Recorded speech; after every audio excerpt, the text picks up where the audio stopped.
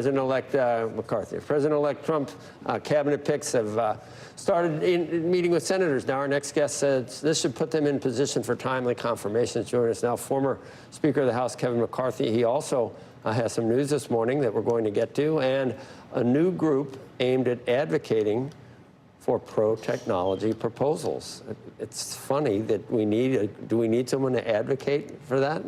You know, the one thing I learned in Congress, and it's something I tried to focus on being Speaker, you get so bogged down on the day-to-day stuff, you're not looking at things a decade from now. Like, that's why I created the Select Committee on China.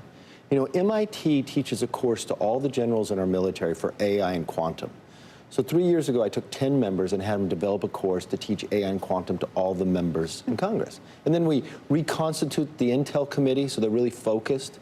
And when you think about where America poised today for AI, for energy, for defense, these are things I worked on. But having served those 17 years and now being on the outside, you really need that private sector in there, that combination to make the right policies. And that's why I created the ALFA Institute. We're rolling it out today.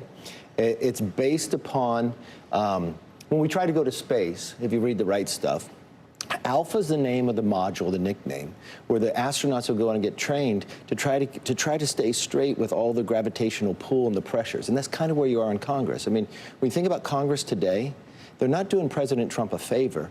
They haven't finished the funding for this year. They're going into the next year where the president now has to worry about last year's funding and not being able to think for the future. We're not going to capture AI unless we change the permitting process and enhance the energy grid in America for us to win the AI battle. Defense, we're not going to stay #1 unless we reform the processing of the Defense Department. These are things I worked on, but the things I've learned going on the outside, the private sector can help tremendously. Some of those things sound like infrastructure spending. It feels like this incoming administration is going to be cutting back on some of those things, trying to be more efficient, trying to not waste, and in the process probably going to cut a lot of things. How do you get spending for initiatives like that in an environment? You know what? You have the capital for this. The problem is not more capital. The problem is the permitting. I was having this debate with Biden when we were doing the debt ceiling. Because what happens, if you're the president would sit there and he'd only want renewable energy. I want all the above. But right now, nobody can get a permit to build any of it.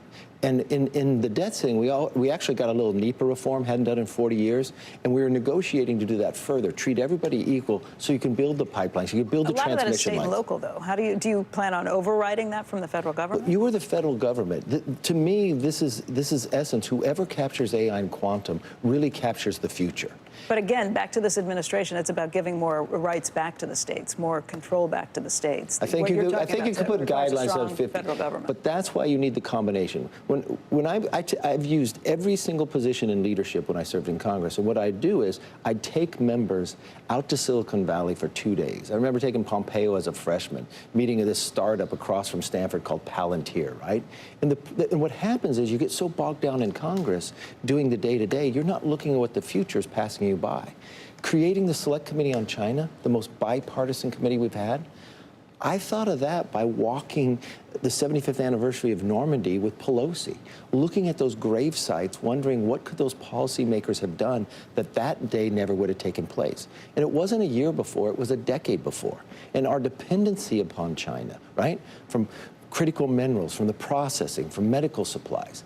Those are not partisan issues. So this is an opportunity in the ALFA Institute to actually work together on both sides to really look to America. How do we poise? Because, look, I think we're in a new industrial revolution. And I think this is, to me, I'm excited about where we are, but how do we harness that and get the right policy?